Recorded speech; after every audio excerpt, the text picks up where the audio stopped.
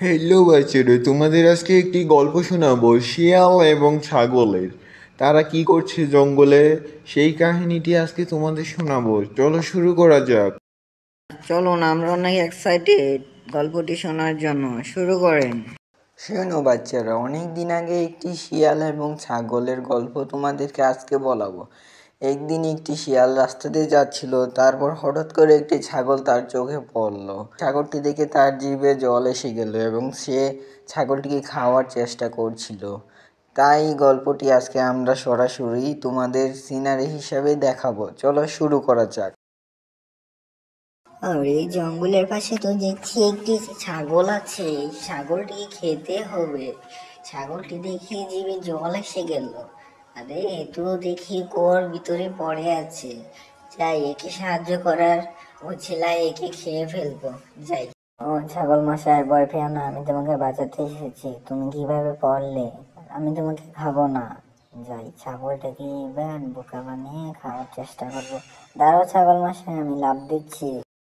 লা লা লা লা লা, লা লা লা লা লা। আরে, এখানে যে দেখি শিয়াল আছে, তার মানে শিয়াল আছে যেহেতু সে একটি ছাগল পেয়েছে।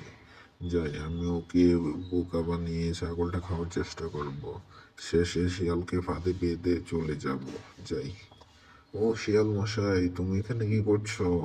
আরে ভাই, আর বলিস না রে। আরে কি রে, বাঘ তো বুঝে গেল যে এখানে ছাগল আছে। ঠিক আছে, বাঘকে বলে দিই যে এখানে ছাগল আছে। বাঘ শোনো, আমি এখানে একটি ছাগল দেখতে পেয়েছি। ছাগলটিকে বোকা বানিয়ে খাওয়ার চেষ্টা করছি, তুমি আমার সাথে এসো। দাঁড়াও, আমি লাফ দিই।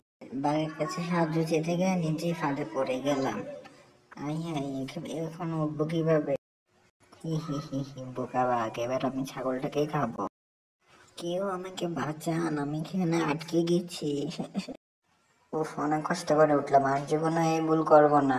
তাই বাড়ি ফিরে যাই, আর এসব করতে যাব না। আর যদি ফাজিল সিংহ বেটাকে পাই, তাকে মেরে ফেলবো। ছাগলটা ভেবেছিল যে শিয়াল হয়তো তাকে খেয়ে ফেলবে। শিয়ালকে বলে দেখি, শিয়াল কি বলে। শিয়াল মশাই, তুমি কি আমাকে খেতে এসেছো? খেতে এসেনি তো, তো কি কি করতে এসেছি। কিন্তু এবার এখান থেকে উঠবো কিভাবে? চিন্তা করে বলল যে তুমি যদি আমাকে খেয়ে ফেলো, তাহলে এখান থেকে উঠতে পারবে না, কারণ এখান থেকে ওঠার রাস্তাটা আমার জানা আছে। আর যদি তুমি এখান থেকে উঠে পড়ো, তারপর আমাকে বাঁচাবে, তারপর আমাকে খেয়ে ফেলো। এবার তুমি ভেবে দেখো কি করবে, আমাকে খাবে নাকি বাঁচাবে। তারপর শিয়ালটি চিন্তা করে দেখলো যে যদি ওকে খেয়ে ফেলি, তাহলে আমিও মরে যাব, ও মরে যাবে। তার চেয়ে ভালো যে ওকে বাঁচিয়ে নিই। তোমাকে খাবো না, তুমি এবার বেরোনোর রাস্তাটা বলো। আচ্ছা বলছি, শোনো। তো আমি আগে সোজা হয়ে দাঁড়াবো, তারপর তুমি আমার পিঠে চড়ে উঠে যাবে, তারপর একটি রশি এনে আমাকে বাঁচাবে। বোকা শিয়াল, তুই এখানে পড়ে থাক, আমি এবার চলে যাই। কি ফাঁদরাই না পাতলাম শিয়ালের জন্য। মানুষ তো অবাক হয়ে যাবে যে শিয়াল একজন চালাক প্রাণী হয়েও আমি ওকে ফাঁদে ফেলেছি। যাই, বাড়ি যাই। তুই এই কাজটা ঠিক করলি না ছাগলের বাচ্চা, আমাকে আবার ফেলে দিলি। একবার সিংহ ফেলেছে, একবার তুই ফেলেছিস, কাজটা মোটেও ভালো হইলি না। উফ, অনেক কষ্ট করে উঠলাম। এই ফাঁদটা এবার ছাগল আর ভাগের জন্য ফেলে রেখেছি। 1 মাস পরে ওদেরকে এবার এইখানে ফেলে যাব।